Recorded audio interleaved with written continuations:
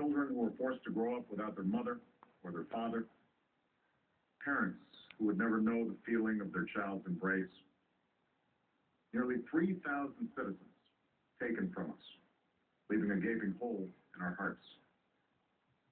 On September 11th, 2001, in our time of grief, the American people came together.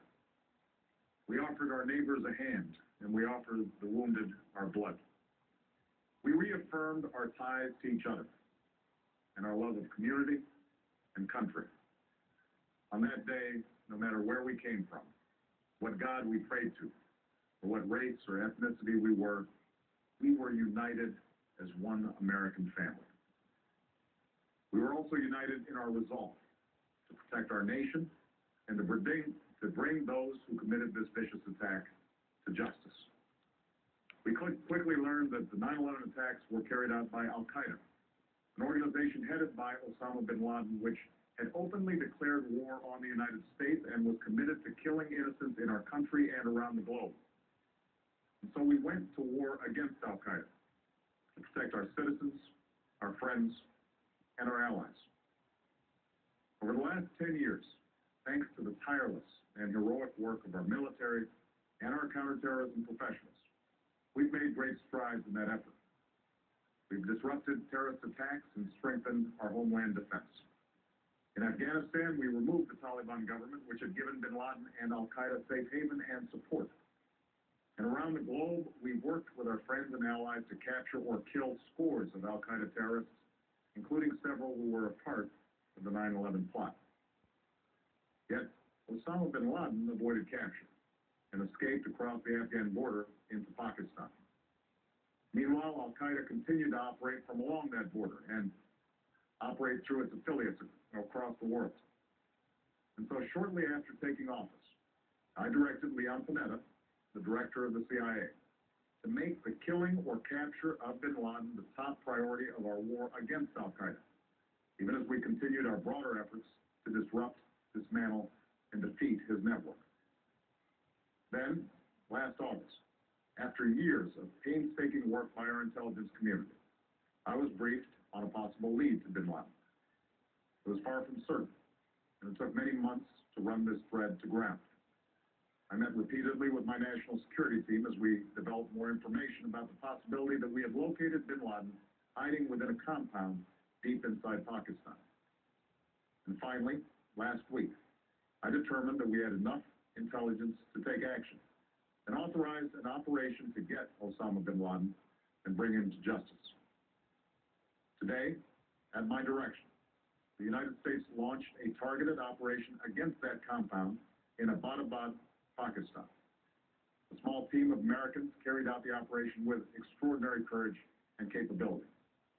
No Americans were harmed. They took care to avoid civilian casualties. After a firefight, they killed Osama bin Laden and took custody of his body. For over 2 decades, bin Laden has been Al-Qaeda's leader and symbol, and has continued to plot attacks against our country and our friends and allies. The death of bin Laden marks the most significant achievement to date in our nation's effort to defeat Al-Qaeda. Yet his death does not mark the end of our effort. There's no doubt that Al-Qaeda will continue to pursue attacks against us.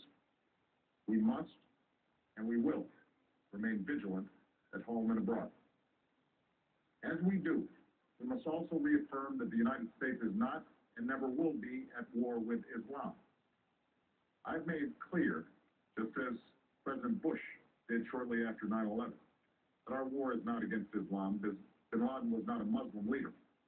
He was a mass murderer of Muslims. Indeed, Al-Qaeda has slaughtered scores of Muslims in many countries, including our own. So his demise should be welcomed by all who believe in peace and human dignity. Over the years, I've repeatedly made clear that we would take action within Pakistan if we knew where bin Laden was. That is what we've done. But it's important to note that our counterterrorism cooperation with Pakistan helped lead us to bin Laden and the compound where he was hiding. Indeed, bin Laden had declared war against Pakistan as well and ordered attacks against the Pakistani people. Tonight, I called President Zargari, and my team has also spoken with their Pakistani counterparts. They agreed that this is a good and historic day for both of our nations. And going forward, it is essential that Pakistan continue to join us in the fight against al-Qaeda and its affiliates. The American people did not choose this fight. It came to our shores and started with the senseless slaughter of our citizens. After nearly 10 years of service, struggle, and sacrifice, we know well the costs of war. These efforts weigh on me every time I, as Commander-in-Chief, have to sign a letter to a family that has lost a loved one, or look into the eyes of a service member who's been gravely wounded. So American costs of war. Yet,